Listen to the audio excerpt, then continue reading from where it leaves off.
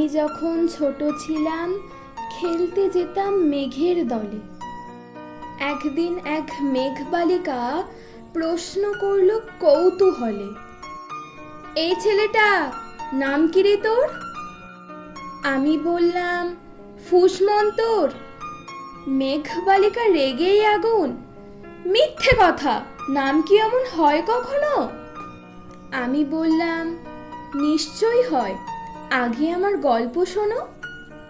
সে বলল, শুনবো না, যা, সেই তো রানী, সেই তো রাজা, সেই তো একই ঢাল তলোয়ার, সেই তো একই রাজার কুমার পক্ষীরাজে, শুনবো না আর, ওসব বাজে। আমি বললাম, তোমার জন্য নতুন করে লিখবো তবে। সে বলল, সত্যি লিখবি? বেশ, তাহলে মস্ত করে লিখতে হবে, মনে থাকবে, লিখেই কিন্তু আমায় দিবি।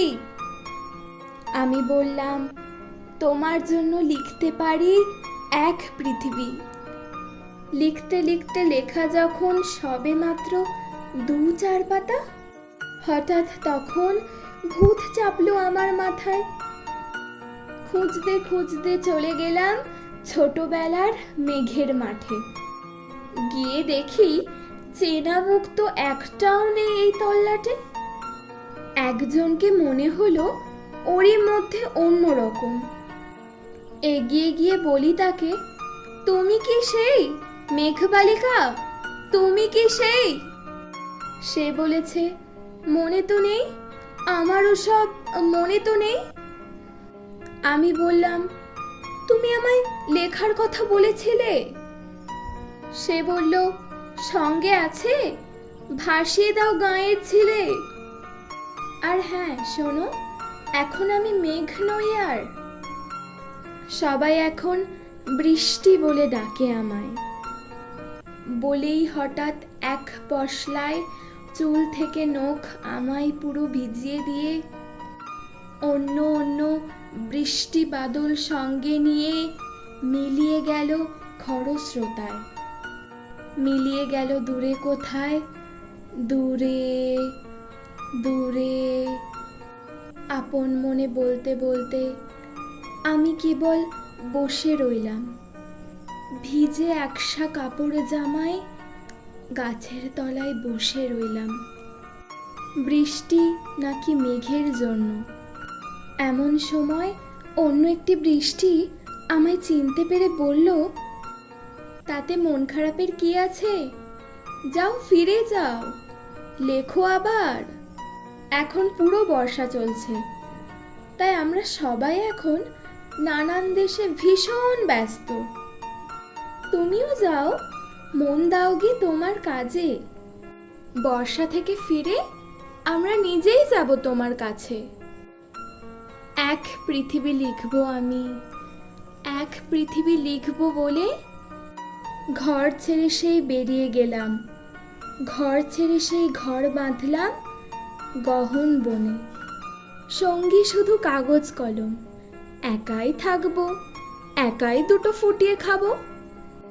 2-1 মুঠো ধুলোবালি যখন যারা আসবে মনে, তাদের লিখব, লিখেই যাব।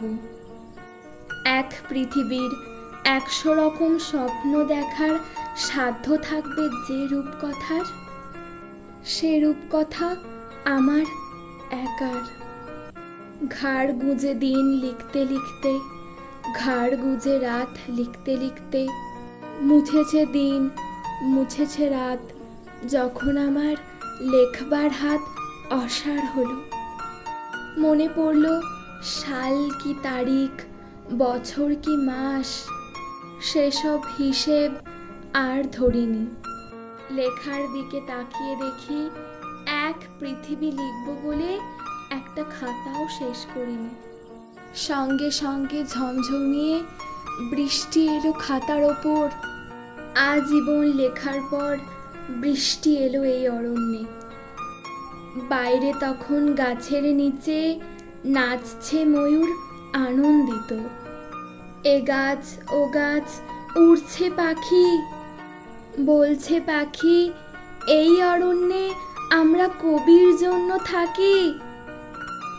বলছে ওরা কবির জন্যে আমরা কোথাও, আমরা কোথাও, আমরা কোথাও হার মানিনি।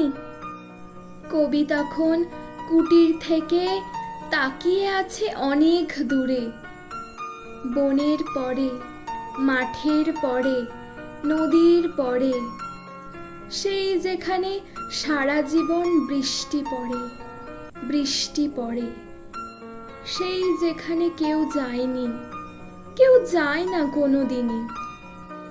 আজ সে কবি দেখতে পাচ্ছে সেই দেশে, সেই ঝর্ণাতলায় এদিক ওদিক ছুটে বেড়ায় সোনাই মোড়া মেঘ হরিণী, কিশোর বেলার সেই হরিণী।